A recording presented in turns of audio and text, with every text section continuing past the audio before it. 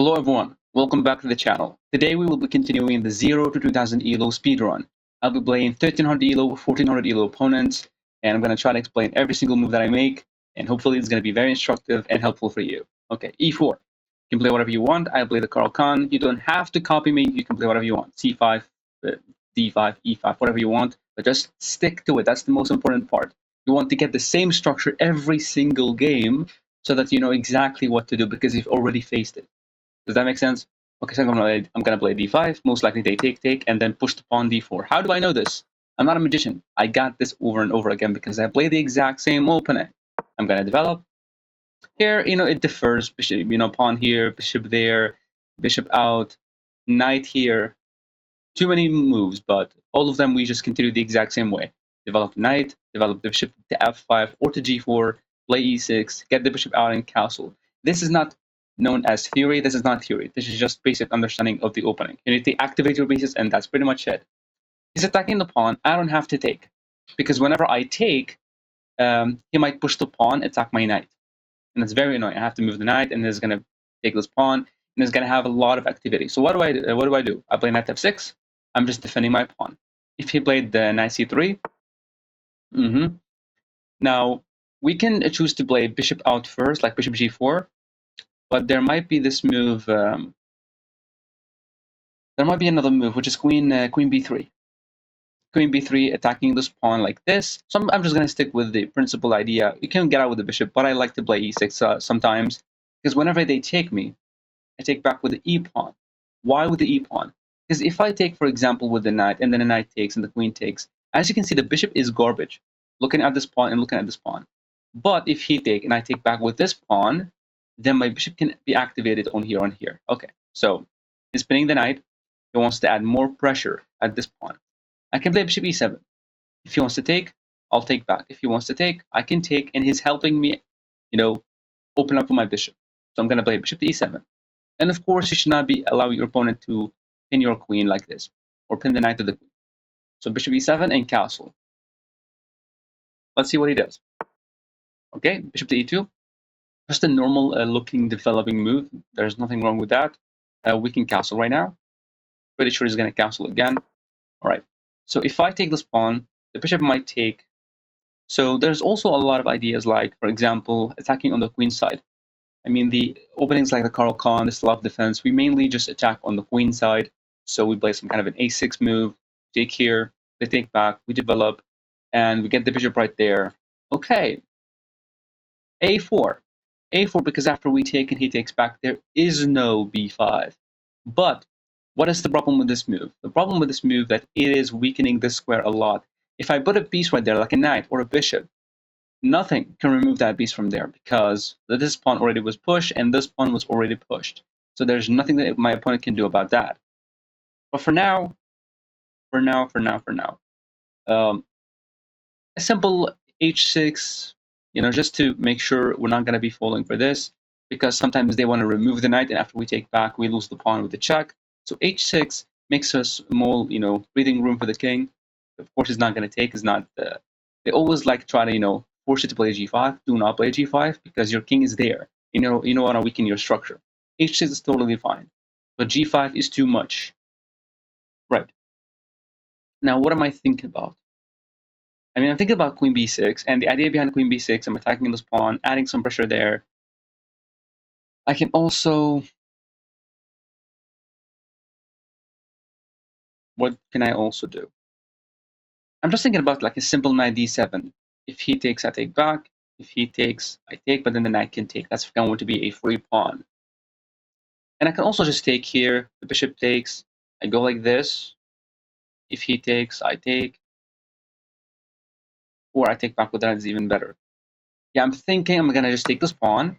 And as you can see, the square right here is now opened up for my piece. I'm going to play knight d5. So bishop takes, knight d5. And now if he takes, I just take. That's nothing. If he takes right here, I don't take back with the queen and lose the pawn. I take back with the knight. So I'm thinking knight here makes a lot of sense. I'm targeting the knight, targeting the bishop. Most likely they just like to take. I can take back with this knight, or I can take back with this knight. Because if I take like this, he might jump in with this knight. But if I take like this, then I cannot jump in. I can just easily take it. So I'm thinking about this move is much more sense. And if the queen moved, this pawn will be hanging. Now I can play some queen b6 and get the rook here and add more pressure. Because as you can see right here, what did I do? I created something called an isolated pawn. This pawn cannot be defended by another pawn. So he has to invest a lot of time and moving his pieces around to defend the pawn. Right? He needs to use pieces like the queens, the rooks, the knights, defend the pawn.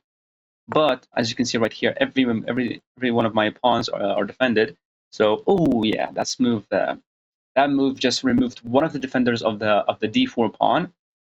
Of course, taking like this and trading the queen is just going to get into an equal position, maybe better position for white, because this pawn can be protected. But that's just a free pawn, right? But which way to take? Which way to take? If I take back with the queen, for example, I have to be very careful. If I take back with the queen, or I take this pawn, he takes like this, I have to take with the other knight. And if he takes, I take back. We lost nothing, and we're up a pawn. I can take with the knight. That's also an idea.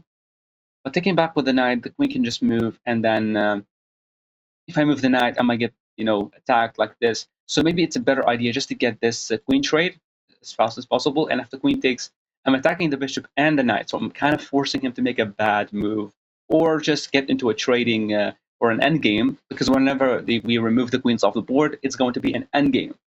So that's going to be a good endgame for me. I'm going to be up a pawn. But let's make sure everything's good, because if the queen takes, knight takes, we don't take the queen, he's going to make an in-between move. Like taking my knight with the check, I move, and then he takes back. He won a piece. But if I went queen takes, knight takes, we take back with this knight, everything's still fine. Yeah. I'm not blind or something, right? Yeah, I'm thinking this move makes a lot of sense.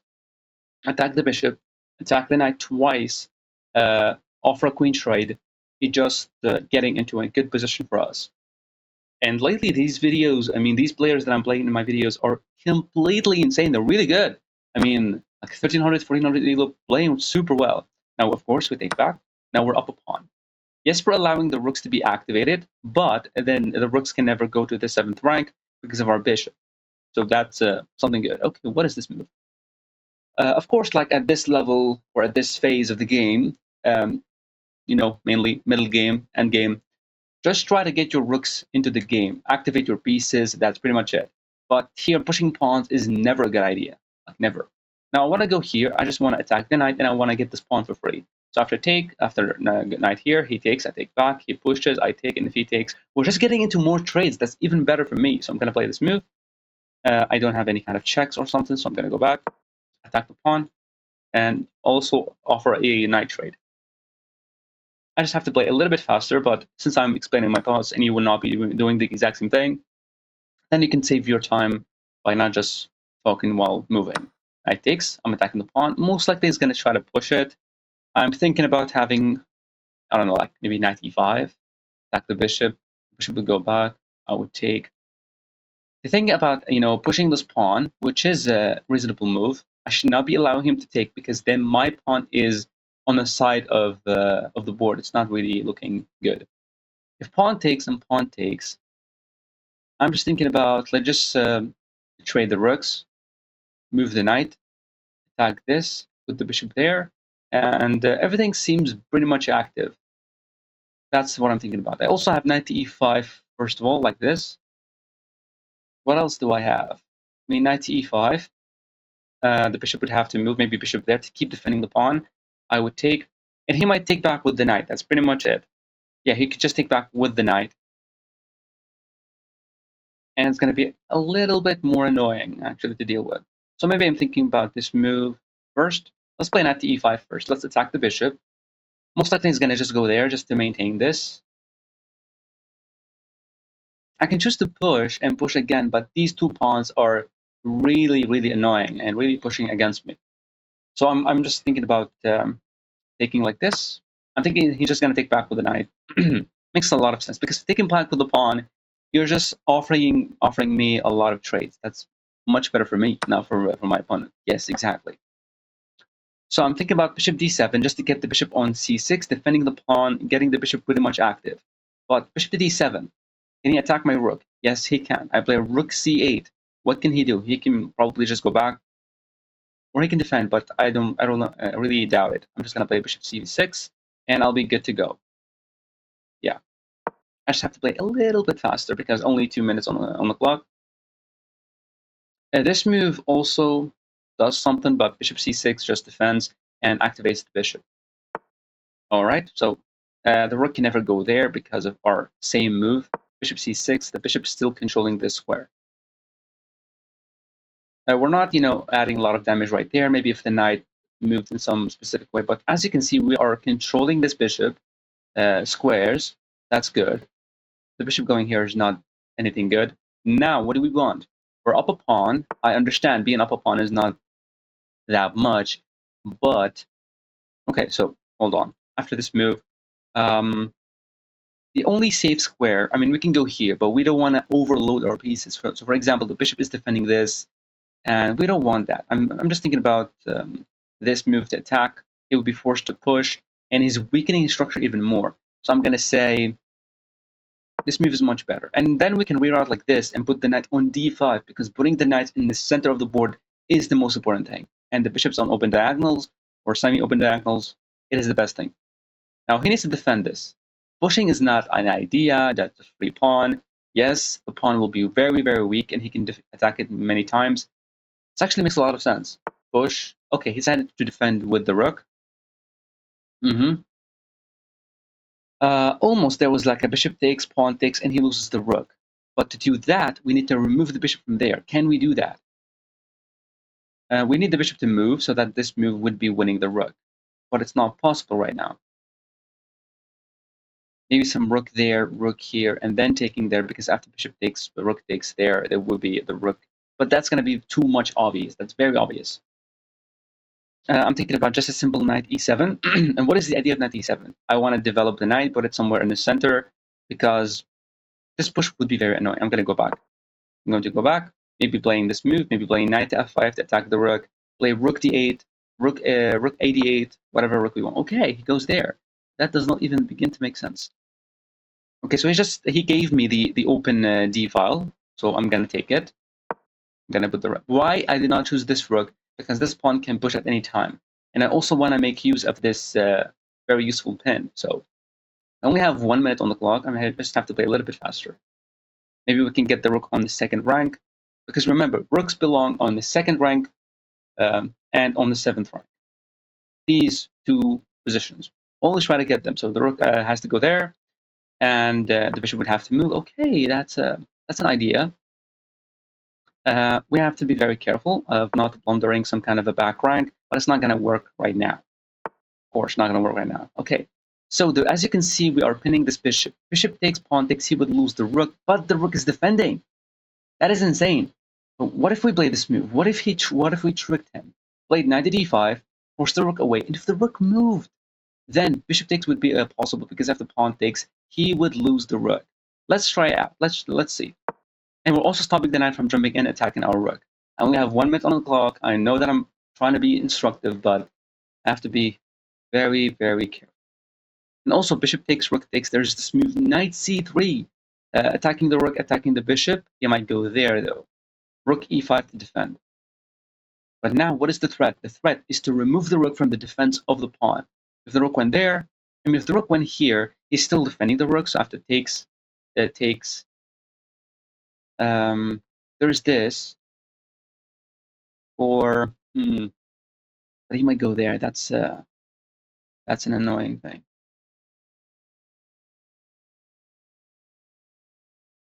Yeah, I should try to make this work. Bishop takes, rook takes, knight here. There is this move to defend and get away from the attack. And if the rook went back, I'm thinking about just bishop takes, pawn takes. My rook is technically hanging. I can take, he would take back, not over here. I'm threatening this. He would go back to protect, and I can just take this pawn. So I'll be up 2 pawns. And also like a pawn right here. Like it could be just, we can just put the rook behind it and keep pushing it. We're gonna be very, very well protected. He decided to go back to defend. Now bishop takes, the pawn would take, rook takes, knight here. The only way to defend is to go there with the rook, and then I take this pawn. He would move, and then like maybe I can just go there to keep protecting everything. But I have to be very careful. Takes, this here. Okay. Yeah, I'm thinking about this. I'm going to go for it. I'm going to go for it. I just have to play really, really fast. 30 seconds on the clock. If I lose this on time, it's just not a problem. I don't care about time. You should not be caring about time. Focus on playing accurate, playing good moves, playing good chess. Then you can work on other skills like time management. Now here, I don't have a time management problem. I'm just trying to make it more instructive because I don't really care about this. Oh, the rook can just take. The rook can just take. I'm just blind. Yeah, I'm just blind. Rook over here to attack this and attack this. The rook would go there. Now this pawn is still free, so I'm just gonna pretty much take it. Yeah, 20 seconds on the clock. Be very careful. There, pawn push. Ooh, we have to go here, maintain this.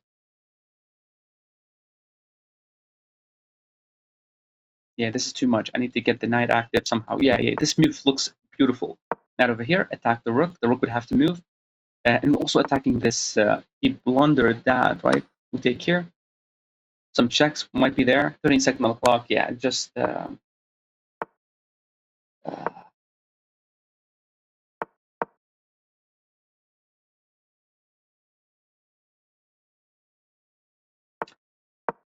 was not a. That's not an ideal thing to do.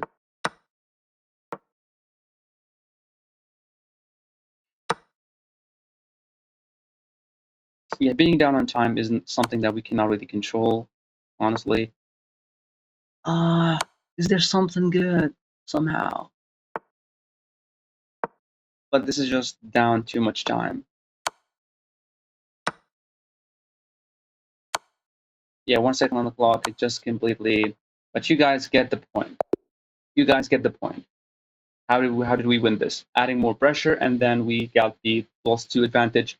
But it's just a problem of this time. I should be speaking less and making more accurate moves, and make use of my time. But I don't really care. This video is supposed to be instructive, not just winning against beginners and intermediate ones, because I don't really care. I'm playing against 2100s, 2200s. So, but let's see what we did right and what we did wrong. That was a correct idea. Queen b6 was better first, but here yeah, he blundered the pawn. Queen takes d4 was the knight takes d4, queen takes d4. Okay, now it's saying queen takes d4. We took, he developed the knight. Also, this move is there, but the rook can just go here and defend. Rook d8 was the most reasonable move. I decided to go back, take, push the pawn. I decided to go here, bishop went back. Bishop d7 first. Takes, and this is fine. And now we have the target there. Yeah. This move, knight g6, was the best move. He played this, knight h4. Okay, I guess the same thing. We're just trying to get here to knight to f5. Okay. Now knight d5, it's saying the best move. Alright, so it doesn't look like horrible chess. Knight d5 was the best move. Rook b1. Bishop takes b5 was the best move. And he was supposed to take with the pawn. He took with the rook. And rook... Oh!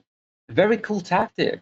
I did not see it when 30 seconds on the clock. Takes, and that's a fork, and we win, and he cannot take. He's going to lose this. Let me show you. Takes, check, move, take, here, and rook takes a1. We're completely winning this. Yeah, this would have been pretty much easier for me to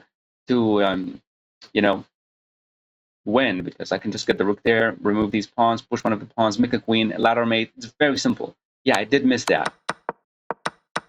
He took there. I developed still this move was possible. I played knight here. He went there. I took here. And here we won a piece. So this is completely winning. And the way to win this, I just, when I get super low on time, my brain stops functioning correctly. Like, really, I don't know how to play chess anymore when I'm being down on time. Because it's scientifically proven, like, whenever you're really time pressured, you don't know how to think. You don't know what to look at. You're completely fried. So, but it's very simple. Just move the knight, push the pawn, and make sure it's defended. make a queen. It's very easy. I just lost on time. That does not mean that I suck at chess. I just suck at time management. That's totally fine. Okay, now we're gonna play another game. And by the way, feel free to join my free chess community. It's going to be the first link in the description, completely for free. There will be some guides there on the opening phase, how to get 100% opening accuracy, and some guides on how to really stop losing and how to get into these tilting sessions where you lose 50 rating points or even more. It's going to be very helpful for you. And on top of that, you can just have direct access to me, send me your games, tell you exactly what you need to do, completely for free. So be one of the first people or the 10 people who actually join. All right, d4. Let's see what he does. d5. I like to play the Queen's Gambit. If you don't like it, it's totally fine. Go for the London system. Go for the Joe Baba London. Even though I know nothing about these openings, I'm gonna take. He takes back, and I develop. It's like I know about them, but I don't like to play them because I'm not familiar with the positions that stem from these openings. And I developed. I play bishop here, in this. So we're adding somehow of like an attack on this pawn. So if the bishop moved away, then Queen b3. Attacking this twice and also attacking the pawn on b7. Really, they really make this blunder sometimes. They get out with the bishop. Now we're gonna play e3, get the bishop to d3, get the knight out, and just develop. The good thing about these two openings, okay, there's not a free pawn there. If I take, it's gonna take back with the knight defending this bishop d3. The good thing about this Caro-Kann defense, the Queen's Gambit, that they get into like a very equal position, like 100% equal position, and you can never lose in the opening phase. Never. There are no traps to get, against the Queen's Gambit or the traps against the Caro-Kann. There aren't, traps. So that's a very good thing. Very good openings. I'm gonna go back. I'm gonna maintain this. Try to force him to go with the move g5 and completely ruin his structure. Now, what I like to do is to have some control over the c file. I can also play knight f3, knight e2. Knight f3 makes some kind of sense. Defend the square. But this move, we might get attacked bishop. We have to go there. I actually like it. Yeah, let's play knight f3. I always like to play knight f3, maybe rook c1. Okay, this move is pretty common. They're trying to get me to take so that they develop their knight. I'm not going to take. If they take, we take back with the pawn. Totally fine. All right, so we can castle. We can play rook c1 first. I want to play bishop back, queen d3, get the checkmate whenever they move the knight, or whenever we remove the knight. And also there's some kind of a bishop there, queen there. Knight takes d5. The knight cannot take is going to lead to checkmate. So it's a very cool idea. We go bishop back. We might get attacked with the c4 anyway. So he takes. We take back with a pawn. Why with a pawn? Take it back with a pawn because we are controlling the knight's and the bishop's vision of these two squares. Really important squares. If I take back with the knight can jump in. It's going to be very annoying. Take back with the pawn. Yes, there is rook e8, but I'm going to castle. Man, these players. Okay, so bishop to a6, just making sure I'm not going to castle. Yeah, that's funny. Queen c2, getting the battery, getting the knight takes d5 because he cannot take. But after queen c2, there might be some kind of a rook there. I can always go back with the knight. It's not something horrible. But hold on. See, queen here, rook there, knight there, bishop takes, queen takes, bishop check, and I might lose the queen. That's actually interesting. I can play bishop d3 and get the trade. I don't want to trade the bishop. Honestly, I really don't want to. Let's just play knight e2. Let's just castle, get the rook to e1, and then just go back with the knight. Simple. He wants to trade the rooks. I mean, he does. Oh, it does matter. If I castle, there is rook takes. I cannot take with the queen. I lose the knight. And if I castled, rook takes and knight takes, I lose the rook. My opponent is really well prepared. Let's take the rook. Let's take the rook. Queen takes, bishop takes. It doesn't matter. Queen takes is better because controlling the open file. There is this something with this check, but he did not do it. Now we castle. I'm wondering who am I playing? 2024. All right. So the bishop got active. He was supposed to play this before I castled because if he played this, it would have been a check. I have to block and I can no longer castle. He missed it. Now my rook can never go here. I'm just going to play this very simple a3 because I want to put the rook on e1, but I cannot because the bishop is looking at it. And also, the bishop is pinning the knight. I have to be careful. So a3, attack the bishop. The bishop would go back. This is going to lose the bishop, so the bishop has to go back and just waste time again. The bishop moves. Now rook e1 first, not knight c3 right away. We lose the rook. So rook e1, knight c3, and then we get this the same thing with knight takes d5 as well, because he cannot take, he's going to get the checkmate. Or we're going to get the checkmate. There's nothing to think about. Bishop back is going to lose the game because we can just win the bishop. The bishop has to go d6. Makes sense, looking at the king a little bit. Bishop there, just bishop there. I mean, if he wants to move the knight and wants to get some trades, maybe. That's a very simple way of playing this. Maybe he's thinking about something like rook e8, possibly, to add more pressure at this knight. It only makes sense. But if you play this, and I take, the bishop takes is going to be like a horrific move, because after I move, I'm going to lose the rook. So rook e8 is on the cards for my opponent. Bishop d3. Bishop d3 is very important. Hold on. Rook e8, bishop d3. I was thinking there's some kind of a rook takes for him, but no, just no. Yeah, rook e8, bishop d3, right here. Bishop takes, queen takes. We're still defending. Nothing's happening. Yes, we lost the bishop, but it's fine. But now it's going to be very simple strategy or a simple idea, simple plan, call it whatever you want. Rook e1, knight c3, getting the knight active. So we're controlling the center, getting the rook on the open file, and getting the bishop active, the queen on c2, and that's pretty much it. Just very simple ideas in the queen's gambit. Accepted or declined, it doesn't matter. Let's see what he does. This is the first time that I have more time than my opponents, so he's like me. He likes to spend time. Okay, the bishop decided to go back. There is no kind of Greek gift sacrifice because of the bishop takes. Sorry, there's knight takes. Totally fine. Now, rook e1. Nothing wrong with that, right? Yeah, nothing wrong with that. It might be rook e8, but I'm going to play knight c3. If he takes, I take back. Totally fine. Totally. Then I cannot jump in. Maybe then I can actually jump in, but I don't want to take. So knight here. Oh, knight g4. What is the idea of knight g4? So as you can see, the knight and the bishop are looking at the h2 pawn. But it is protected with a knight. So I can play a simple h3 move, attack the knight, force the knight back. We can play knight c3. But maybe what he's thinking about maybe queen c7 or something to add more pressure. Makes sense. Honestly, makes sense. I'm thinking about a simple move like knight c3. The idea of knight c3, I'm attacking the pawn. And I'm opening up for the rook. That's number 2. And after this move there, if, for example, queen c2 or something, sorry, queen c7 or something, there's knight takes. That's also an idea. And we can always go back or something. Yeah, I'm thinking just knight c3. Queen there, maybe not to get into really a lot of trouble, just a simple h3 move. If he wants to go there, we can take. You can go here, you can go there. Bishop would move, pawn is threatened. I don't see anything wrong with this idea. Because what he's trying to get me to play, he's trying to get me to play h3. And then I would move, and after g5, I have to go back, and then my pawns are doubled. The king is not that safe. So knight c3.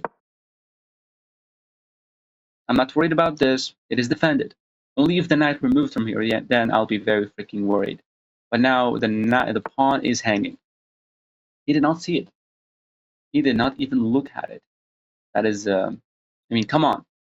He was playing perfectly playing, but he made a mistake. Okay, so we have 2 options, to take the rook or to take the pawn. If I take the pawn, rook takes, the queen is forced to take. There might be some bishop here. Honestly, I'm just thinking about rook takes, queen takes, knight takes, bishop there, and what? Oh, that's actually an interesting idea, because if knight e3, then just bishop takes, queen takes, he takes here. It's actually an interesting, very, very interesting. What do I play? What do I play? I also have like rook takes, queen c2 to get the checkmate. But then the knight can just go back.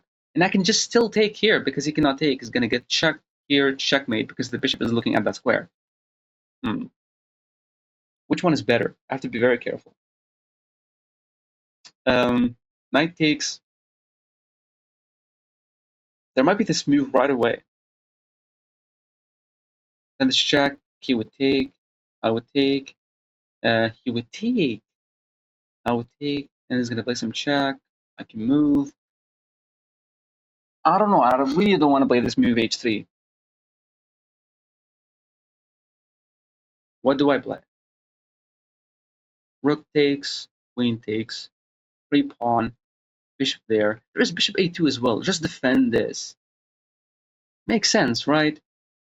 Yeah, it makes sense. I'll just take the rook. I have to play a little bit faster. I have to be very worried about this and bishop e2.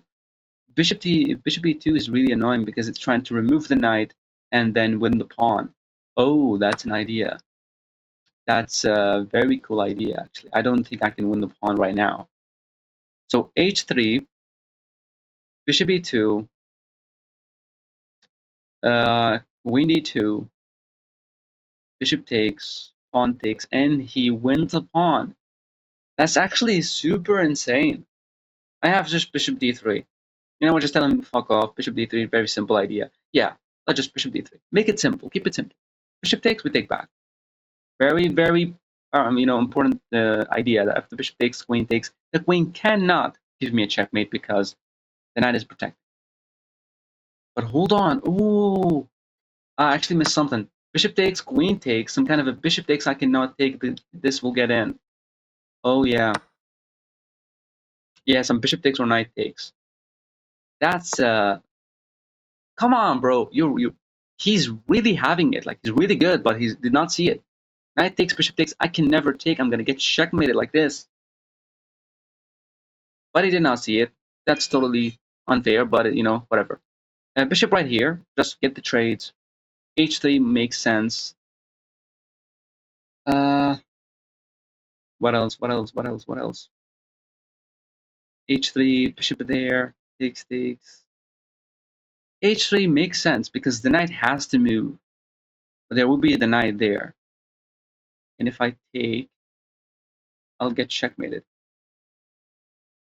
So I just play this move. You know what? Let's just play it. Let's just get this trade and play some kind of a queen here to attack this twice, attack the knight.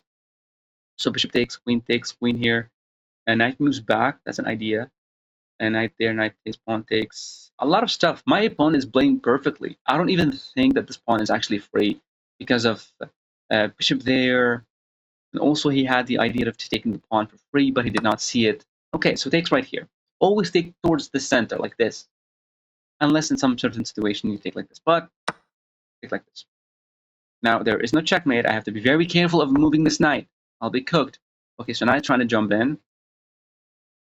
And now this knight is pretty much annoying. Like really, really annoying.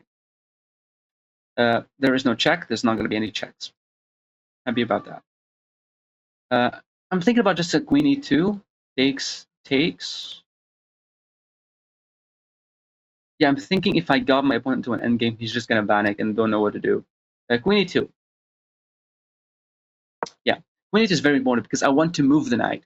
Okay, but I cannot move the knight because if I did so, I will be checkmated because the knight is controlling the h2 square. And I cannot easily move the knight because I want to play f3. And to play f3, I have to move the knight, which I cannot. That's why I played queen e2. Oh, that's one way of playing. We take, we simplify, we have this pawn ready to push. If he takes with the queen, I take, pawn takes, knight goes there, he defends, I'll play this move, takes, and I fix my pawn structure, I can get in with my king. Okay, he played this move. What do I have? I have knight here to attack the pawn twice. and I'm also attacking his knight if he moved the queen, for example. Okay, sadly go back. What else do I have? F3 takes, and takes. Yeah, I'm thinking about F3. He should not push because then I don't know. I mean, can he push? I guess he can, but then too many stuff are gonna happen. Okay, so knight there, he's gonna put the knight right here. But after this, he would go there. I would go here. He would push. Too many stuff. Too many. This move is just, and I'm gonna get my position really crumbled. Let's play this. Knight over here. And knight over there to disconnect the queen, but he's gonna play. Oh, you're playing perfectly, dude. Oh, was he thinking about this? But I have queen f2. Oh, yeah, it's a little bit creative. I love it, but he missed a slight move, which is king f2. He was playing.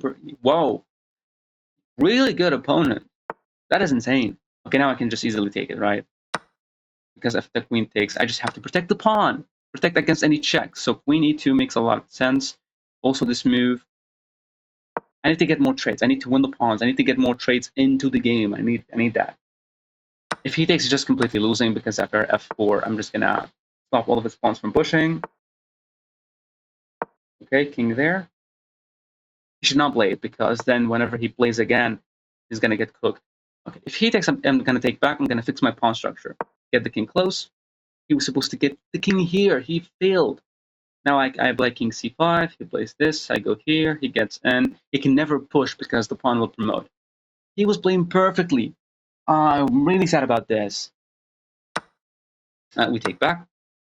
If he push, we always have this pawn. If the king tried to do something, okay, we play king c5.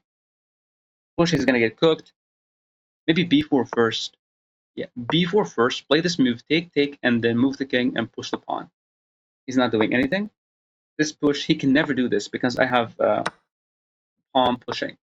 Yeah.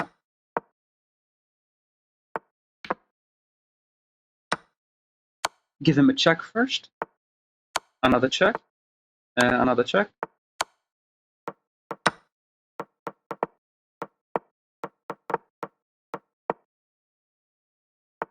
Oh. Oh, I did not see that. Oh my god. Oh. Holy shit, how the king even managed to get here? That's so freaking bad. By me, of course.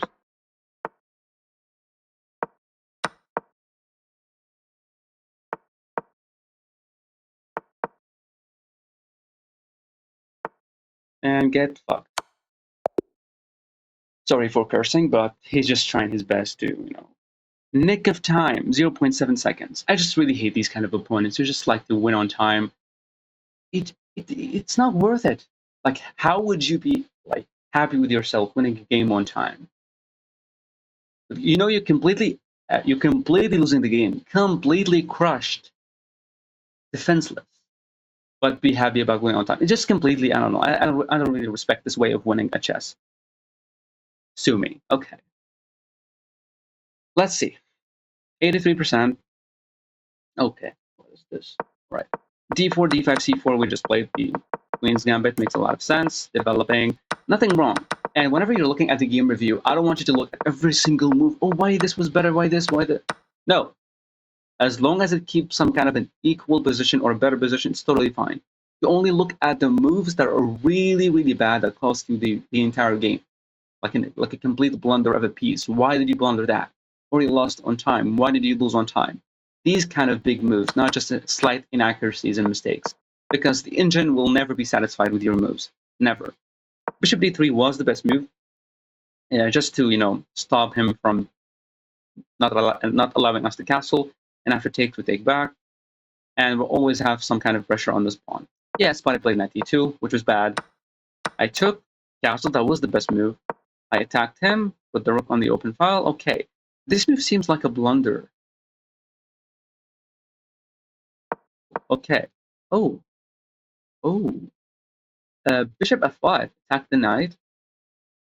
And attack the other knight. But it's not winning. Why? Bishop right there. Let's see. I missed this. Even I, 2100 elo, I can still learn from this game. Bishop f5. Why is it good? I did not even see it actually. Did not even see it. h5, defending the knight, makes sense. And they're saying knight c3. Okay, knight c3. What else? What's happening? Knight h6. All right. Bishop h3. Okay, so what the idea that the bishop, light square bishop, is not good on this diagonal, but now it's very good on this diagonal because it's pinning the knight. Or maybe because there's something even better, maybe like a bishop there, attack the rook, and if he takes, we take like this, and we're adding more pressure at the knight. Is that the idea? They're saying knight g4 now. Okay, knight takes d5. That is, yeah, it's some long sequence of events. Now this is like an engine move to see. Okay, so don't look at this type of moves. Look at like a big blunder or something. Okay, we took, that was good, and we actually had, what did we have? So knight takes was actually fine. But I was thinking knight takes, bishop there. Okay, let's see. Okay, so knight takes. Let's learn. I was thinking about bishop b7, and it is the top engine move. And I got confused because if I move the knight, then the bishop would take. And if I take back with the queen, I'm losing the game. And if I take back with the pawn, he would win this pawn. I'm going to have double pawns like this. So I thought it's not worth it. But let's see. It's saying it's good. It's still fine. Knight c3. It's not even recommended bishop takes f3. Why though? G6 is still, wow. G6 is better. This is just like as a positional chess player, making these kind of moves, like doubling up the pawns at a very critical stage of the game, which is the middle game / end game. I know that I'll be completely losing the game if I get into this kind of pawn structure damage, because if we traded everything on the board, then I'll be the one losing, because you cannot fix them. You cannot fix these two double pawns like this. You just have to deal with them, and it's going to be like the king getting here is going to win both of these two pawns. That's why, as a positional chess player, I would never make these kind of moves. So this is why I completely neglected this idea. But it's saying it's totally fine. It's just knight g f6, bishop g3. Oh, so bishop g3 trying to fix the pawn. Of course, he's not going to take them, because if they did, then we're just going to fix the pawn structure. That's really good. So you're going to play queen e7. Okay, say knight e4. And just play chess. Okay. Okay, I did not want to go with that. Takes. Oh, it's actually interesting. The top engine move is queen e6, and I thought there's something to be won here. Let's see. I thought that there's some kind of if the bishop takes or something. Knight takes h2. Oh, because after this check, I can always block with the knight. Oh, I actually did not even look at this. I thought that the knight is controlling the square, and I completely forgot about the knight. Oh, yeah. And after just check, I have to move. No, not here. Not here. That's free queen, actually. Yeah, you're missing a lot of stuff. Okay.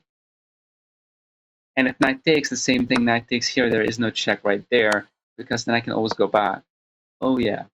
Yeah, I totally did not see that. Okay, but here we traded. We got everything totally fine. We took.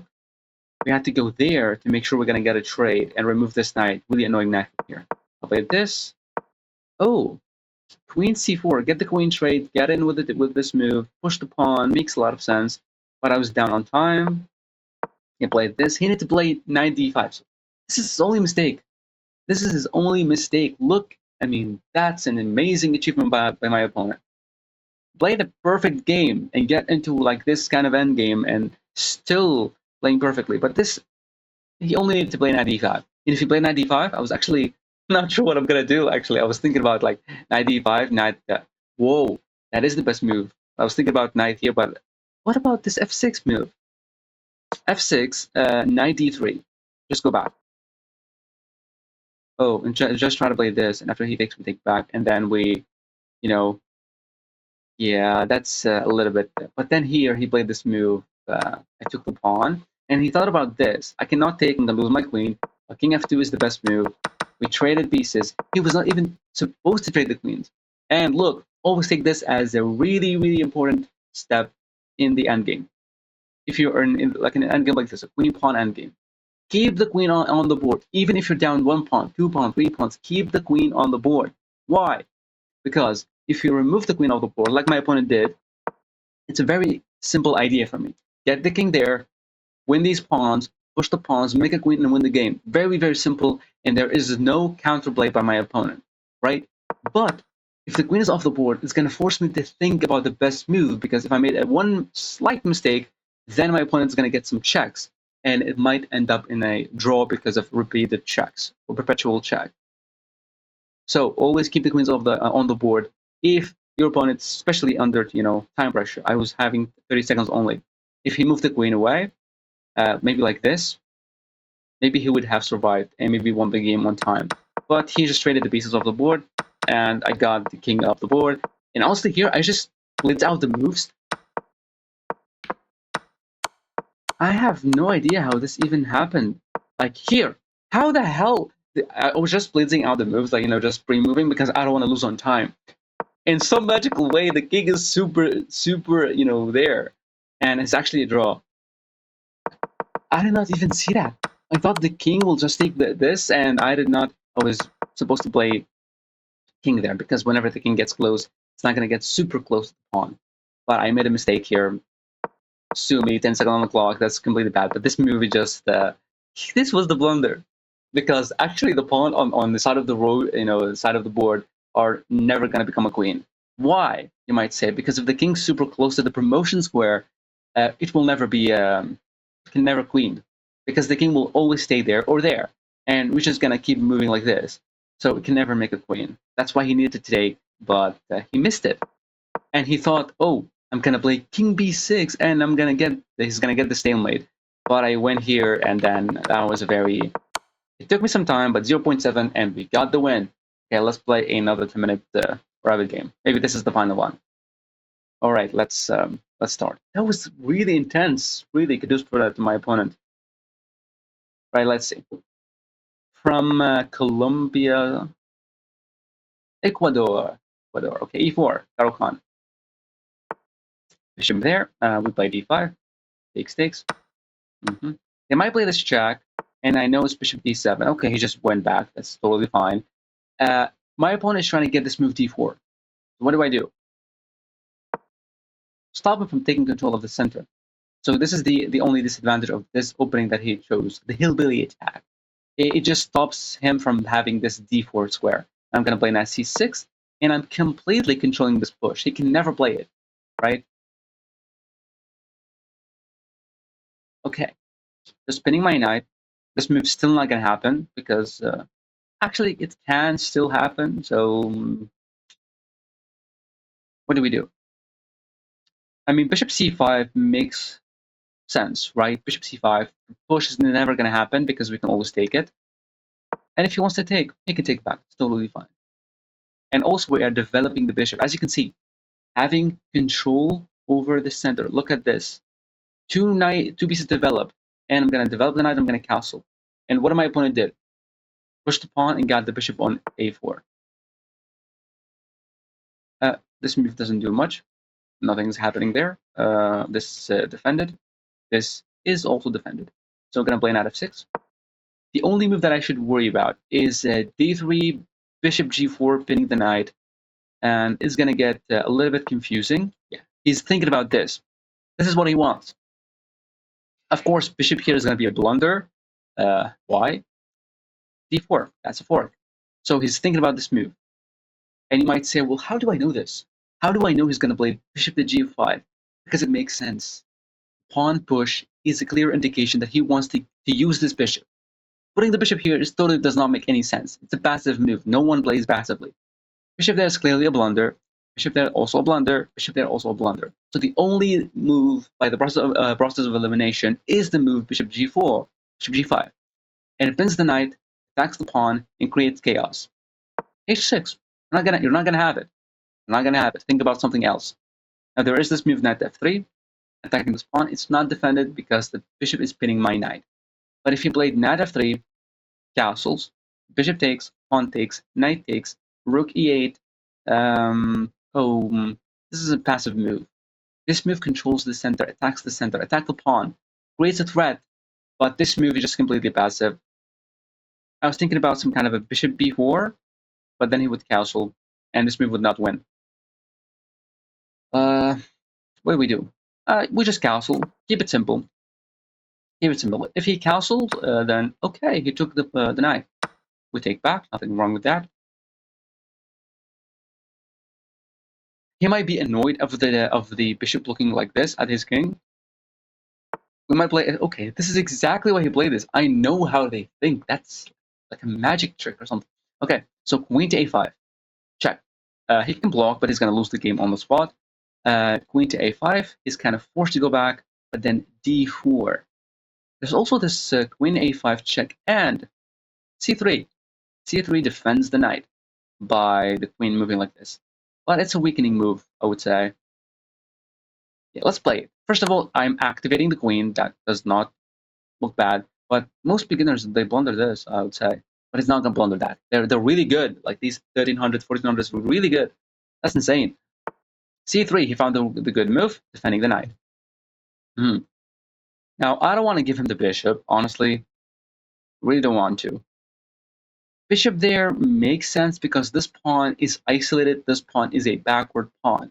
A backward pawn means no pawn can protect it, and it's just there. That could become a target. For example, queen there to attack it. But if bishop back, I give him the bishop, but I have this completely beautiful pawn chain, and the rook is having a really open file. Because bishop going back here, and I don't really. Oh, there's this. Careful, careful, careful, careful. Bishop b6, b4, queen a6, and there's nothing else, right? Yeah. Bishop b6. If he takes, I'm gonna take back. I'm opening up for the rook. Of course, I'm not gonna take the pawn. I'm just gonna move the queen and then just, have this really beautiful pawn or file. Okay, we take back. Bishop there is thinking about this move c4, attack my queen, and also target the center. I have to move the queen very much. I would say queen a7 to get the queen on e7 right there. I just have to, because the electricity went off, so I have to make use of the electricity. Okay. Now what do we do? As you can see, we have really beautiful control, so I'm gonna say something meaningful like bishop e6 is not a bad move, but we want the bishop to look at his king. Like bishop takes, pawn takes, only if the queen is there or something. So maybe a slight queen d7, queen f5, queen g6, bishop takes, pawn cannot take, spin. It's just a simple idea. You get it? You don't have to go like full crazy mode, but yeah. I'm thinking queen f5, there will be this knight here. I go queen g6. Yeah, this move would be there, would happen, totally would happen. I can push if he takes, I'm developing my knight. It's a very cool move. Pawn push takes, knight takes. You can never play this move. You can actually play it. There is no fork because the knight is actually defending that square. So maybe not right now. Not right now. Queen there, knight there, queen there. And just focus on trying to. I would say it's a good idea. I would say it's a good idea. Even if the king moved there, maybe I play queen h5 or something. The bishop sack there, check here, and we magically make a rook lift. A rook lift, basically, we just get the rook like this. We get it on g file, but without pushing these pawns. It will cost us time, like 1 move, 2 moves, 3 moves to get there, but it will happen. The most important thing that we have everything like this active. Okay, so we expected this move. Queen g6 does not look like a horrible move. If the pawn was pushed, he's going to lose the knight. We can push then, because if he takes, we take back with the knight. Knight takes, queen takes, And we're actually pinning this pawn, as you can see, and bishop takes h3 will happen. But then this pawn will push, but then take. A lot of stuff. I really like to go really. Oh, actually, that's a free pawn. I'm an idiot. Yeah, excuse me for this. Excuse me. Knight there, just a complete blunder of a pawn. How I did not even see that. I did not even see that. That's maybe this is also a part of the game. I mean, it happens to everybody. We just don't see things. But now he should move the bishop and defend, or maybe move the queen and defend. If he did not see that, then I'm gonna take it. I cannot, criticize him because I also did not see it. So I'm not better than him. Yeah, I was supposed to take it. That was a free pawn, honestly. Yeah. Okay, so the queen gets developed. Does not seem like a horrible move. What is the idea? Why queen f3? It doesn't do much there. e4 takes. That's a free piece.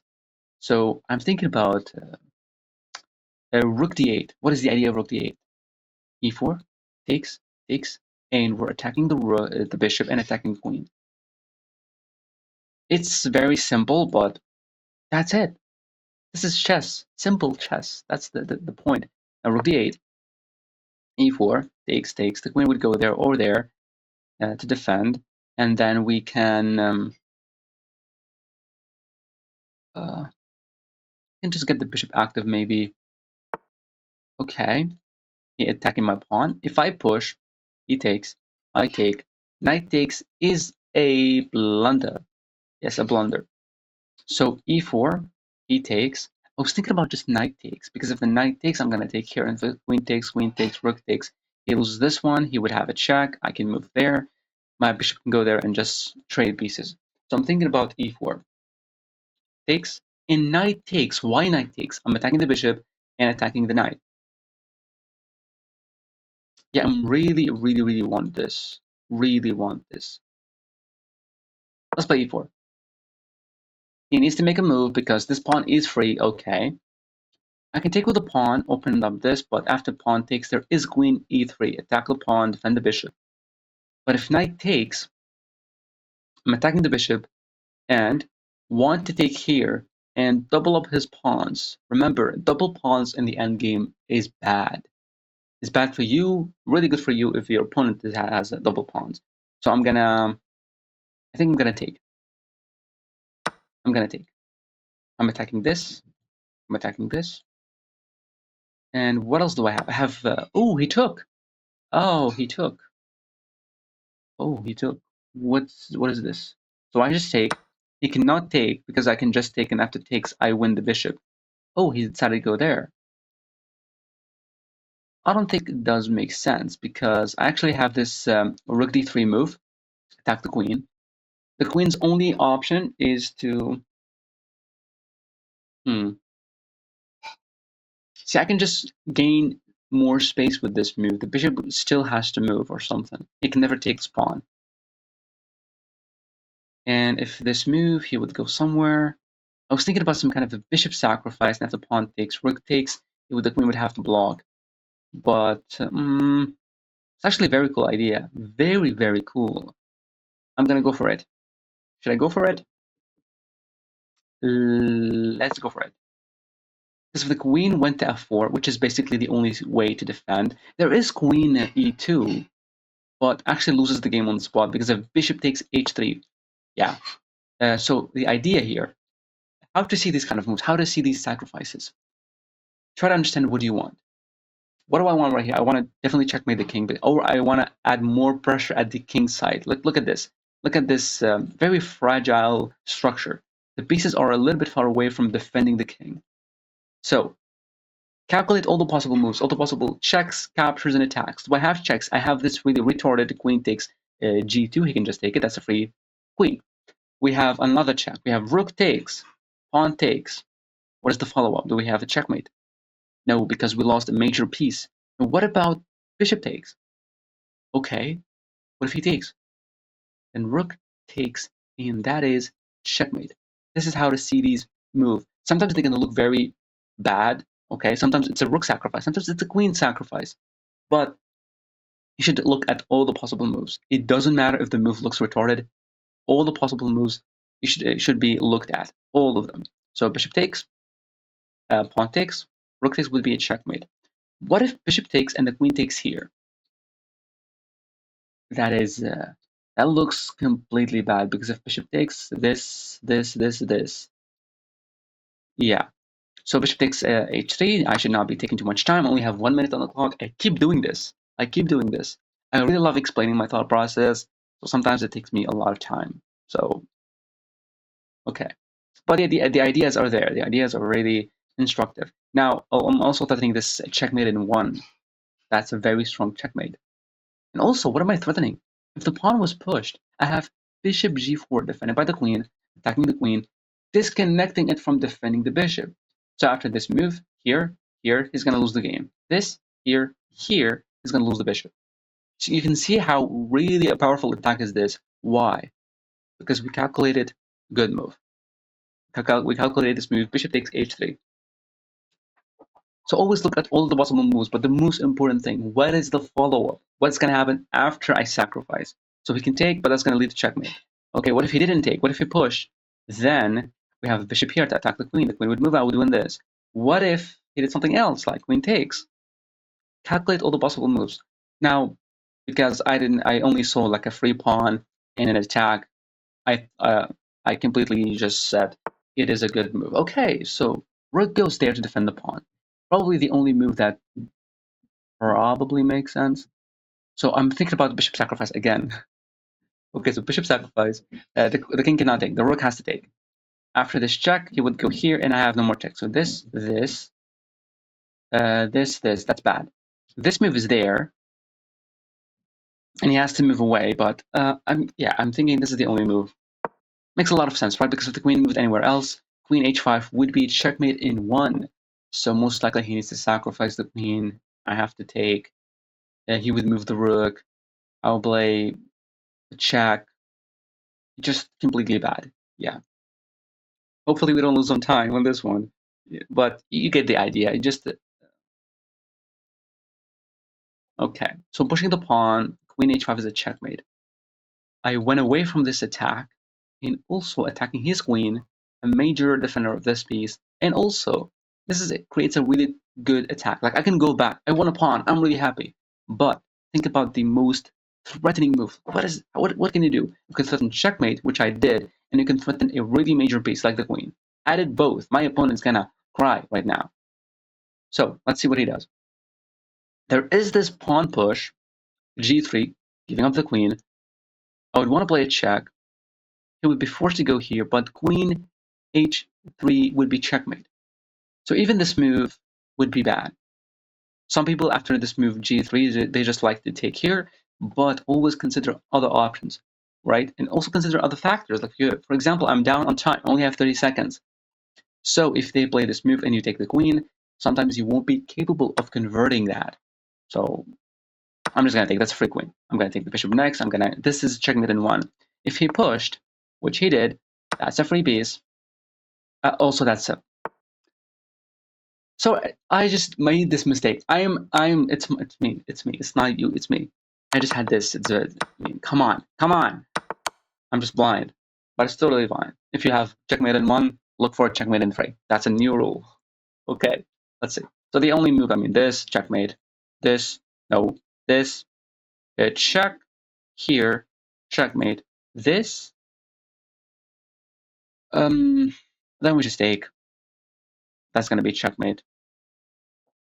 Horrible chess by me. Horrible. Okay, let's just take here. First of all, we're disconnecting the king from going there, and queen here would be checkmate. If he pushed, then we get a pawn check. Oh, he did not even see it. I did. Okay, not anymore. I'm not gonna miss these kind of moves. Okay, let's see. If you look at the game review, I'm not gonna think they're gonna give me a game review. They will never give you a game review. Only one there. Shibas. Okay. So e4. We play the Caro-Kann. Let's just disconnect this for a while. This opening. So you can say that the mistake my opponent did is the opening. Because this, if you want to play this exact opening, the hillbilly attack, you should be 100% sure how to play this. Because if you allow this move e5 and you're not striking in the center, like e5, d4, f4. What the hell is e5 even? Okay, d4, f4, some kind of an attack right away at the center, but he did not play it. He played h3, gave me more control over the center. I developed my pieces, and you can clearly see what is the mistake that he did, right? So we can look at this, like, let's just see who's better.